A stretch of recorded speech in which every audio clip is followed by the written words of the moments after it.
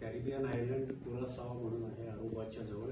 तिथल्या रिफायनरीमध्ये 7 वर्ष होतो आणि लहानपणापासून आपले महाराष्ट्राची जी संत संस्कृती संत परंपरा आहे त्याचा माझ्यावरती परिणाम असल्यामुळे आमच्या घरामध्ये गजानन महाराजांची पोथी किंवा कधी ह्याची अजून बरेच म्हणजे धार्मिक वाचन, कधी भगवद्गीता, कधी ज्ञानेश्वरी ह्याचं वाचन व्हायचं आणि मग त्याच्यामुळे श्रद्धा होती आणि ती श्रद्धा जास्ती दृढ झाली जेव्हा IIT मध्ये आम्ही क्वांटम फिजिक्स वगैरे शिकायला लागलो आणि मास आणि एनर्जी याचं कन्व्हर्शन करायचं. जे आइन्स्टाईनचं इक्वेशन आहे E=mc², त्याचं डेरिव्हेशन जेव्हा आम्हाला शिकवलं तर ते हॅलिडे रेझनिक म्हणून एक John Wiley publications American author, त्याने चक्क खाली तळटीप लिहिलेली आहे की this reminds us of the concept of Brahman and Maya in the Advaita philosophy of Hindu religion, where it says that Maya is manifested, Brahman is manifested as Maya and Maya comes back into Brahman. And the same way mass can be converted into energy, energy can be converted into mass. So this is a very interesting situation. So then definitely I became even more sold to the idea that what we have, our old wisdom, it's really great.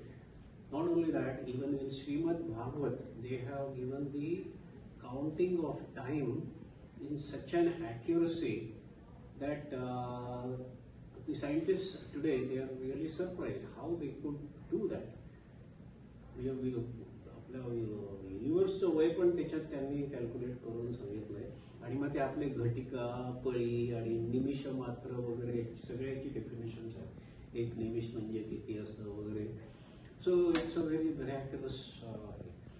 तसंच ज्ञानेश्वर महाराजांनी लिहून ठेवलेलं आहे की अनेक ग्रहगोल आहेत, त्या ग्रहगोलांवर वस्ती आहे. So what scientists are contemplating today, there are planets, there are stars and there are planetary systems and there is definitely likely that life will be there. But the only thing is we have not been able to establish contact. पण आपले म्हणजे संत मंडळी समाधी अवस्थेत जाऊन त्यांना जे ज्ञान मिळालेलं आहे, it is far more than what science has been able to tell so far. So it is something like metaphysics and physics. Today, what things are not known to us, we can say that is metaphysics. What things which are known to us is physics. If you take a football, say cover it with a newspaper, and then you cut a small window in it. So that is what is visible to you is physics. But the football is actually big, and that is metaphysics, the entire knowledge in the universe, which we don't know. We have to go on cutting more and more of that newspaper, and one day we will be having more knowledge. So same way things are going to be known in future. So what it boils down to is that the wisdom of saints is something to be believed, and if we live our life in accordance with the advice of saints, we are definitely going to be happy. And everybody says that you have to know what is the purpose you are born as a human being, and all saints are virtually shouting at the top of their voice that please remember this birth has been given to you to know who you are, what you are really. In reality, you are not just the ordinary flesh and blood and this body with the bones, but you are actually the whole universe. You are infinite, you are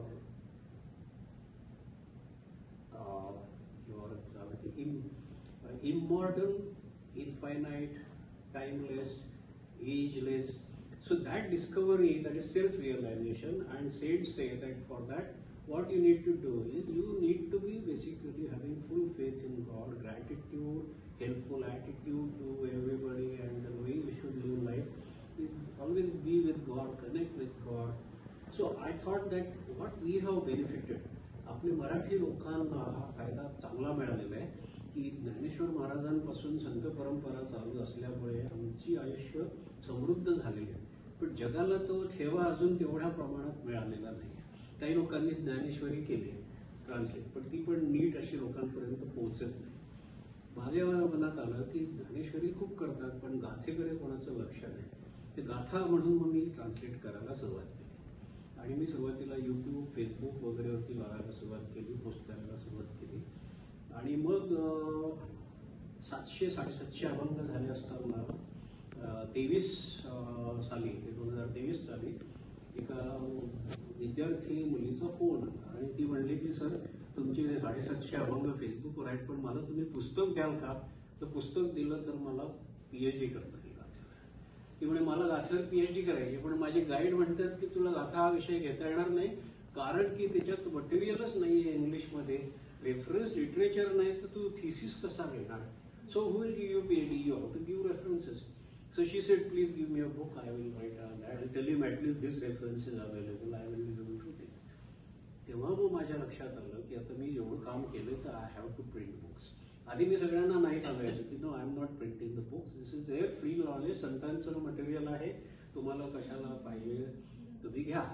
but then I decided I will print books. So then I started compiling आणि 300 अभंगांचं एक पुस्तक करायचं ठरवलं, script तयार केली, पब्लिशरच्या शोधात गेलो. Self publishing करायची तयारी होती पण luckily book Ganga said I am going to publish all your 15 volumes. So the first volume publish करायच्या आधी त्यांनी आयडिया दिली की in order to introduce Tukaram Maharaj to the world let us make a popular abhanga book first. So we made this popular abhang book first. तर आता हे जे पुस्तक आहे तर तुम्ही आधी आपण त्याचं QR कोडचं स्कॅन करून